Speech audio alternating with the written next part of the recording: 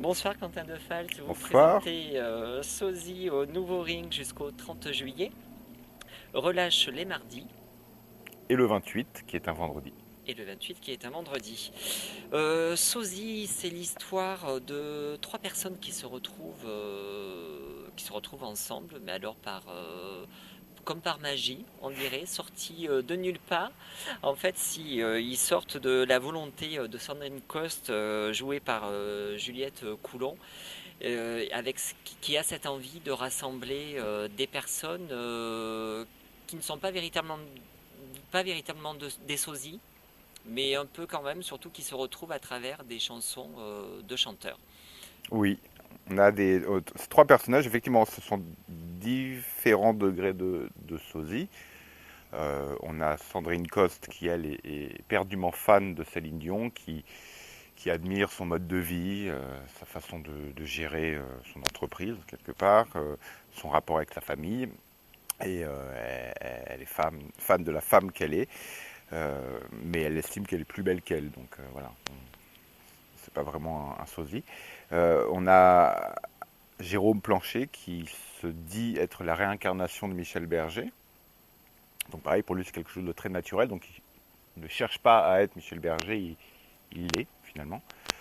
Euh, et on a Franck Lopez qui lui, malgré lui, fait le sosie, soi-disant, de Francis Cabrel. Parce qu'il a un peu faute de mieux, voilà. C'est parce qu'au début il voulait faire un autre sosie, il voulait faire Patrick Devers, et puis au final, ça a marché comme ça. Et il fait Francis Cabrel, mais il n'aime pas vraiment faire Francis Cabrel. Voilà. Et du coup, on a Sandrine Cos qui, elle, rêve de faire un spectacle, de se mettre en scène euh, et de s'associer avec d'autres artistes, peut-être parce qu'elle estime qu'elle n'a pas les moyens de le faire toute seule. On ne sait pas trop, on verra. Et effectivement, le spectacle, c'est la rencontre de ces trois personnages un petit peu perdus, mais qui justement se disent qu'en étant ensemble, ils peuvent éventuellement reconstruire une famille. C'est vrai que le pitch de départ, du coup, est très simple. Mhm. Et comment s'est passé le travail d'écriture? Est-ce que vous avez été seul à écrire et vous êtes dit, voilà, des répliques seront celles-ci?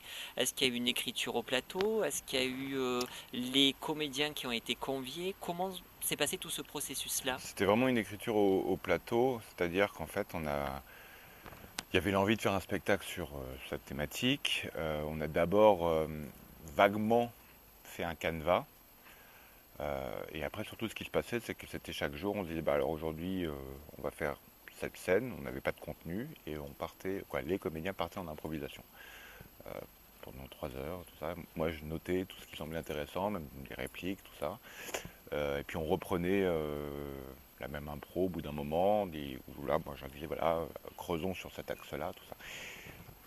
Et ça a duré un mois et demi à peu près. Puis après, on a fait un premier jet de texte. Puis après, on a laissé reposer un petit peu. On a repris les répétitions avec le texte qui était plus ou moins fini. On a réimprovisé un petit peu pour affiner. Euh, mais effectivement, et du coup, c'est un vrai travail autour de d'hommes et de femmes, et pas tant sur les sosies en eux-mêmes, ni sur les stars. Voilà, je ne vais pas dire que c'est un prétexte, mais nous, ce qui nous intéresse, c'est vraiment de travailler sur les failles de chacun. Euh, Ce qui fait que l'improvisation permet ça. On a mis énormément de tout ce qu'on est, nous tous. Voilà, c'est-à-dire que je ne vais pas dire que c'est Juliette qui fait Sandrine Coste est comme Céline Dion dans la vie, mais disons qu'on a tous des points de rendez-vous dans nos vies avec ce qu'on a voulu dire, moi le premier, et c'est vrai qu'au final ça fait un spectacle qui nous est très très personnel et voilà, qu'on revendique beaucoup. Et donc effectivement, parce qu'il y a ce qui est intéressant dans le spectacle, c'est qu'il y a différents niveaux de lecture. Et on pense effectivement au film Podium Mhm. et aussi à l'émission Striptease qui était diffusée sur France 3. Est-ce que ces références-là, et j'imagine tout plein d'autres, ont été le moteur Podium pas du tout. Puis de fait, voilà, il y a forcément une correspondance, mais Podium absolument pas. Moi je sais que je l'ai vu, mais je m'en souviens même plus. Donc, voilà. Après Striptease, oui, c'est une émission qu'on aime bien, nous tous. On en a regardé énormément, on avait fait d'autres spectacles, on s'était déjà un peu inspiré de ça. Euh, mais c'est toujours, c'est très bienveillant le travail qu'on fait, on se moque pas, on cherche pas à se moquer. Nos personnages, des fois, ils sont un peu.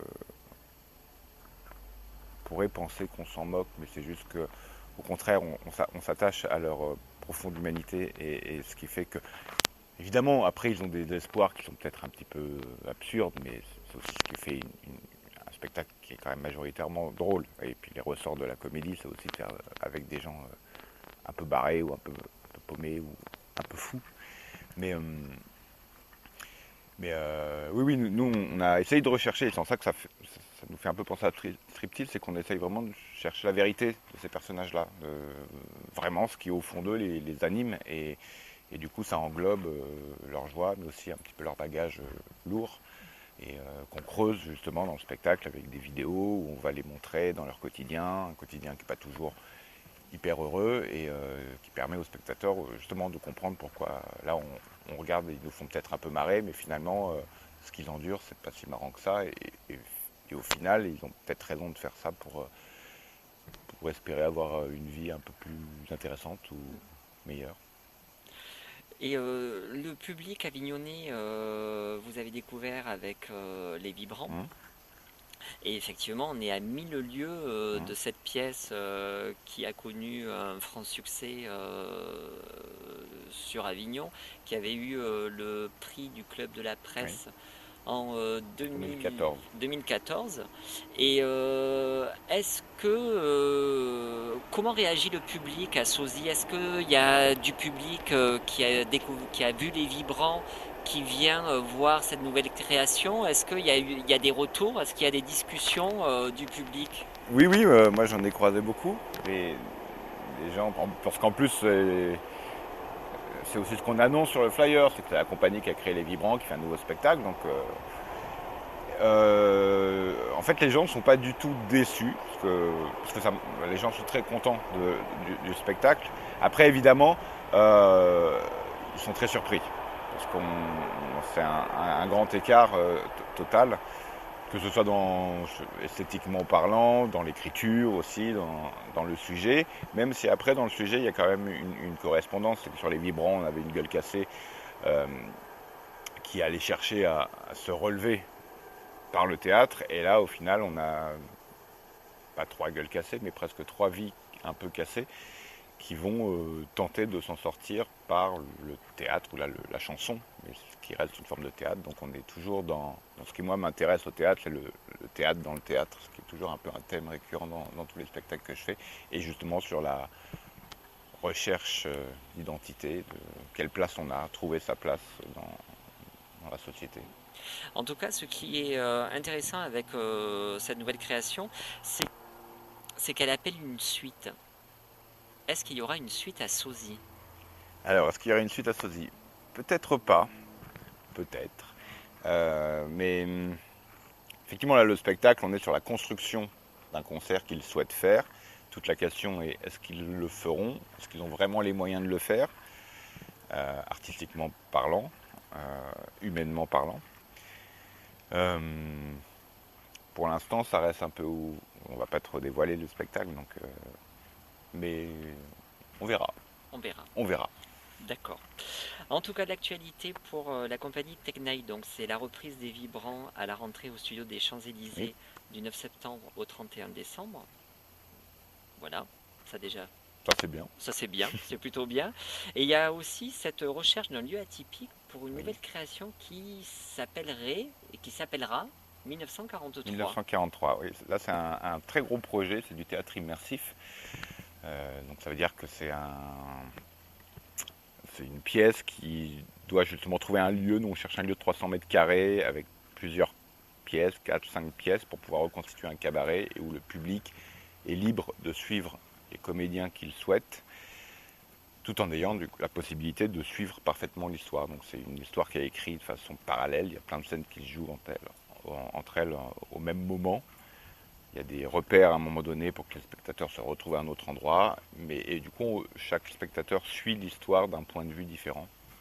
Là, ça se passe pendant la Seconde Guerre mondiale, donc il y a ceux qui vont devoir suivre des gens de la Gestapo, il y en a ceux qui suivent des résistants, et du coup, ils auront éventuellement des choix à faire. Et, Donc, Sosie, en tout cas, c'est jusqu'au 30 juillet. Relâche les mardis et le 28 juillet. Ça se passe au nouveau ring à 14 heures. Alors, effectivement, on a eu déjà en interview Jérôme Planchet, Franck Lopez et Céline Dion. Alors, on va dire. Enfin, Céline Dion, non, Sandrine Sandrine Coste. Coste, Donc, on va elle serait carrément. contente. Oui, tout à fait. Elle a été ravie pendant l'interview. Par contre, on va saluer vraiment le travail de composition qu'ils Oui, ont fait. Et donc, alors, Céline Dion et. Enfin, Juliette Coulon et Sandrine Coste, c'est compliqué, décidément, hein? c'est compliqué. Gaëtan Pau et Franck Lopez et Thomas Poitevin et Michel Berger Jérôme Planchet, du coup. et Jérôme Planchet, décidément. Quoi, Je ne veux pas y arriver, hein. Thomas Poitvin fait Jérôme Planchet, qui est le sosie de Michel Berger. Tout ça est très compliqué en fait, hein. C'est Ce sont des jeux de dédoublement de miroirs.